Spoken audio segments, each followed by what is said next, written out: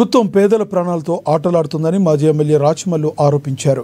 ఈ మేరకు నకిలీ మద్యం కారణంగా పేద కుటుంబాలు ప్రాణాలు కోల్పోతున్నాయంటూ పొద్దుటూరులో భారీ ర్యాలీ జరిగింది. మాజీ ఎమ్మెల్యే రాచమల్లు శివప్రసాద్ రెడ్డి నేతృత్వంలో ఈ ర్యాలీ జరిగింది. ఈ ర్యాలీలో వేలాది మంది మహిళలు, వైసీపీ నాయకులు, కార్యకర్తలు పెద్ద సంఖ్యలో పాల్గొన్నారు. మహిళలు ప్రభుత్వానికి పాడె కట్టి మోస్తూ తమ ఆగ్రహాన్ని వ్యక్తం చేశారు. పొద్దుటూరు పట్టణంలోని గాంధీ పార్క్ నుంచి ప్రారంభమైన ర్యాలీ జమ్మలమడుగు రోడ్లోని ఎక్సైజ్ కార్యాలయం వరకు కొనసాగింది. నకిలీ మద్యం తయారీ, విక్రయానికి అనుమతించినందుకు ముఖ్యమంత్రి చంద్రబాబు నాయుడును వెంటనే అరెస్టు చేయాలని డిమాండ్ చేస్తూ పెద్ద ఎత్తున నినాదాలు చేశారు. 99 రూపాయలు షాట్ అంట, బెంగళూరు మాల్ట్ అంట, కేరళ మాల్ట్ అంట, ఓఏబి అంట, బిన్నీస్ అంట, ఇవన్నీ 99 రూపాయలు, 110 రూపాయలు, 130 రూపాయలు. ఇవన్నీ తాగేది ఎవరు?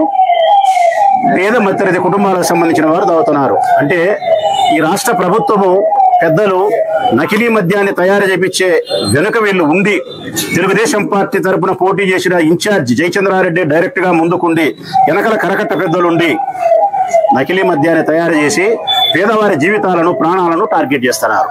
సోషల్ మీడియాలో పోస్టులు పెడితే కన్నా తీసుకుపోయి జైల్లో పెడతారా? ధర్నాలు చేస్తే మేము తీసుకుపోయి మమ్మల్ని జైల్లో పెడతారా? నకిలీ మద్యం తయారు చేసి కుటీర పరిశ్రమలు, నకిలీ మద్య కుటీర పరిశ్రమలు ఏర్పాటు చేసి మంగళసూత్రాలు తెగి పడతానే కానీ తెలుగుదేశం పార్టీ ఇన్ఛార్జీలను, నాయకులను మీరు అరెస్ట్ చేయరా? స్పిరిట్ సప్లై చేసిన బాలాజీని అరెస్ట్ చేయరా?